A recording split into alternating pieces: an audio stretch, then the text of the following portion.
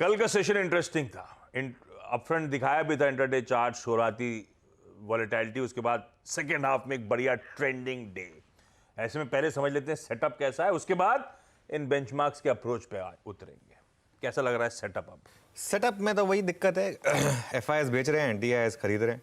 और एफआईएस ने कल भी 7,000 करोड़ के करीब बेचा। कल मुझे लग रहा है कि ज़्यादा सेलिंग आईसीआईसीआई बैंक में आई थी। कल पूरा का पूरा जो एचडीएफसी बैंक का रैली था उसको आईसीआईसीआई बैंक ने नेगेट किया था। एग्जैक्ट नंबर्स मैच हो रहे हैं। 6,900 करोड़ की सेलिंग डी एफआईएस की ग्रॉस वॉल्यूम्स बहुत ज़बरदस्त पिकअप हो गए हैं। 34,000 करोड़ की कल ग्रॉस सेलिंग हुई है।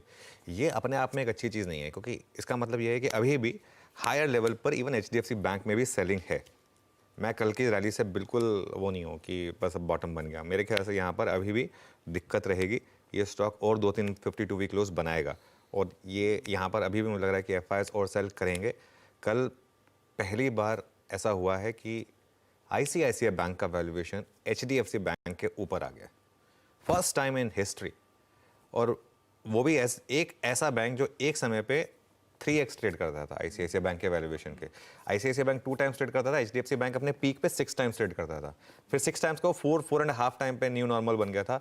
आज की डेट में आईसीआईसीआई बैंक का वैल्यूएशन एचडीएफसी बैंक के वैल्यूएशन के ऊपर आ गया है। पहली बार ऐसा हुआ है। एक और रीज़न है, एचडीएफसी बैंक की मैनेजमेंट को सोचना चाहिए कि क्या हो रहा है। मतलब नंबर अपनी तरफ होते हैं, वैल्यूएशन जो एक समय पे एचडीएफसी बैंक को मिलते थे वो नहीं मिल रहे हैं अब मार्केट कह रहा है ठीक है आप होंगे एचडीएफसी बैंक, अब नहीं है आप वो उस लेवल के स्टॉक। सिंपल है। मैं अपने शब्दों को बिल्कुल, मुझे कोई किसी से डर नहीं है कुछ बोलने में। मैं जो फील करता हूँ वो बोलता हूँ। अब बिल्कुल मतलब ये तरीके ये बता रहे हैं ना, मार्केट वर्डिक्ट दे रहा है आपको कि अब हमें आप पर उतना कॉन्फिडेंस नहीं है जितना हमें पहले 5-6 साल पहले था। नहीं देंगे हम आपको वैल्यूएशन। अब पहले नंबर अच्छे लेकर आइए, क्लैरिटी लेकर आइए, उसके बाद आपको वैल्यूएशन मिलेगी। तो वो सेटअप में वो दिख रहा है कि जिस तरीके से एफआईएस बेच रहे हैं कल। लेकिन एक इंटरेस्टिंग चीज़ हुई कल, इंडेक्स फ्यूचर्स स्टॉक फ्यूचर्स दोनों में बाइंग थी। मेरे ख्याल से लोअर लेवल से थोड़ी सी रिकवरी जो हुई उसमें थोड़ी शॉर्ट कवरिंग और थोड़ा लॉन्ग बिल्डअप, क्योंकि इंडेक्स फ्यूचर्स में 890 करोड़ की बाइंग है, स्टॉक फ्यूचर्स में 6,300 करोड़ की बाइंग है। इंडेक्स फ्यूचर्स में बैंक निफ्टी और निफ्टी दोनों में बाइंग है। बैंक निफ्टी में 300 करोड़ की बाइंग है, निफ्टी में करीब करीब 650 करोड़ की बाइंग है। और लॉन्ग भी जुड़े यहाँ पर, करीब करीब 5,000 लॉन्ग जुड़े और करीब करीब 5,500 शॉर्ट कटे। तो मामला क्लियर दिखा रहा था कल की, थोड़ी सी शॉर्ट कवरिंग, थोड़ी सी लॉन्ग बाइंग, थोड़ी सी इंडेक्स एक्सपायरी से पहले की थोड़ी सी शायद आप पंटिंग कह लें, जो मर्जी कह लें, वो सब नंबर्स में विजिबल है। पुट कॉल रेशियो 0.92 पर आ गया वर्सेस 0.74। 0.74 हमेशा ओवरसोल्ड होता है, थोड़ा सा वहाँ से बढ़ गया, वापस स्कोप है एक बार वापस ओवरसोल्ड होने का मुझे लग रहा है। और बैन में अब फाइनली सिर्फ एक ही स्टॉक रह गया है एक्सपायरी वाले दिन, वो है जी एंटरटेनमेंट। और मुझे हैरानी नहीं होगी अगर कल ये स्टॉक बैन में शुरुआत भी करे तो, क्योंकि यहाँ पर जितनी भी कल पोजीशन ऐड हुई होंगी ऑप्शंस में वो सारी अगले महीने के लिए ऐड हुई होंगी, उस वजह से स्टॉक बैन में आया। तो ये एक इंटरेस्टिंग होगा मामला। आउट ऑफ बैन ऑफकोर्स बाकी सारे जो बचे थे, बलरामपुर चीनी, आईआरसीटीसी, नैल्को, ओएफएसएस और आरपीएल बैंक। अच्छा इशू क्या है, एक्सपायरी वाले दिन बैन से बाहर आ भी जाओ तो कुछ फर्क तो पड़ता नहीं है। क्यों? क्योंकि जो ट्रेडर है वो उस मंथ के तो ऑप्शन ले नहीं पाएगा, अगले महीने के ही ट्रेड करेगा। खैर एनीवे ये सारे स्टॉक्स बैन से बाहर हैं। सेटअप जो है न्यूट्रल है। सेटअप न्यूट्रल है, पर आज ऑल इंपॉर्टेंट एक्सपायरी डे खड़ा है सामने। कैसे स्ट्रेटेजाइज करा जाए निफ्टी पे?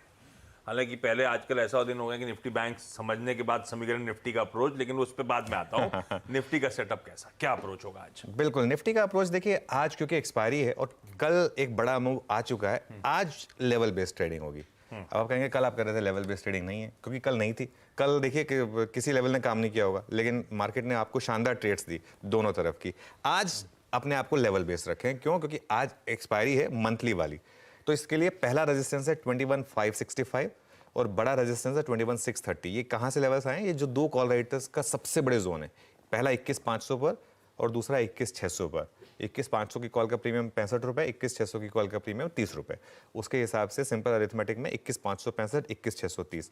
सपोर्ट कहाँ पर है? सेम लेवल पुट्स के हिसाब से जोड़ दें तो सपोर्ट है आपका 21,353 पर। 21,400 पर पुट राइटर बैठा, इकलौता पुट राइटर है जो 21,400 पर है।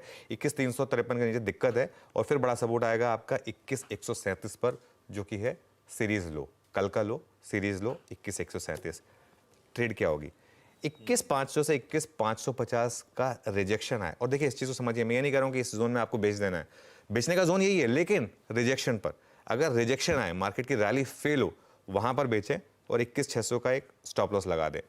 दूसरी तरफ डिप्स में लेना भी है। 21,350 से 21,400 का अगर रेंज होल्ड कर रहा है मार्केट, निफ्टी होल्ड कर रहा है, तो उसको खरीदें वहाँ पर और एक छोटा सा 21,300 का स्टॉप लगा दें। 21,300 का स्टॉप इसलिए क्योंकि वरना 21,137 तक भी मार्केट फिसल सकता है, तो उतना शायद स्टॉप लॉस कोई रख नहीं पाएगा इसके लिए। तो ये मेरी होगी निफ्टी पर अप्रोच।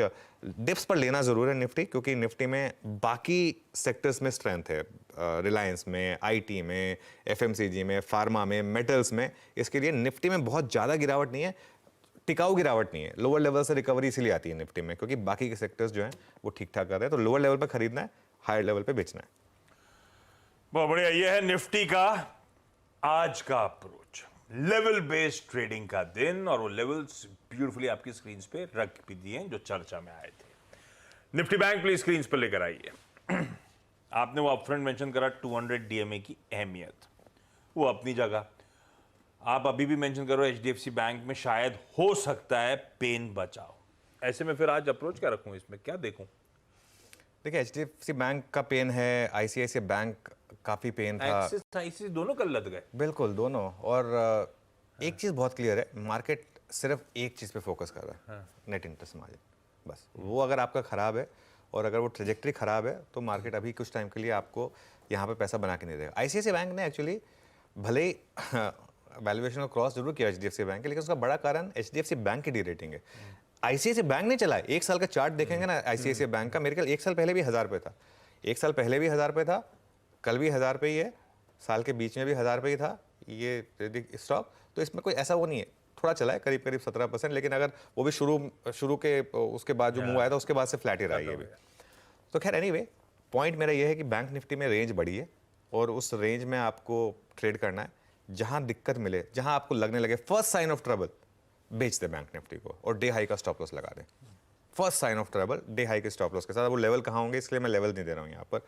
और स्टेबिलिटी अगर आए लोअर लेवल पर तो वहाँ पर खरीदें और डे लो का एक स्टॉप लॉस लगा दें पोजिशनली। लेकिन मैं अभी भी कहूँगा कि अगर बैंक निफ्टी में शॉर्ट हैं, जो कि मेरा एक व्यू रहा है पोजिशनली, वो शॉर्ट अभी भी इंटैक्ट है बैंक निफ्टी में। मुझे लग रहा है बैंक निफ्टी में अभी भी एक बार 200 डे मूविंग एवरेज टूटेगा, उसके नीचे हम जाएंगे। एक स्टॉप लॉस होना चाहिए आपका पोजिशनली 45,550 का क्लोजिंग बेसिस पर बैंक निफ्टी में। ओके, ये है निफ्टी बैंक का आज का हमारा approach. Nifty bank watch out करना है जब ट्रबल के इंडिकेशंस आए, बिकवाली करने के मौके, और अगर नीचे स्टेबलाइज हो रहा है कहीं पे तो खरीदने का मन। खैर, बता दें कि मनी कंट्रोल पर दिए गए विचार एक्सपर्ट्स के अपने निजी विचार होते हैं। वेबसाइट या मैनेजमेंट इसके लिए उत्तरदायी नहीं है। यूजर्स को मनी कंट्रोल की सलाह है कि कोई भी निवेश निर्णय लेने से पहले सर्टिफाइड एक्सपर्ट की सलाह लें।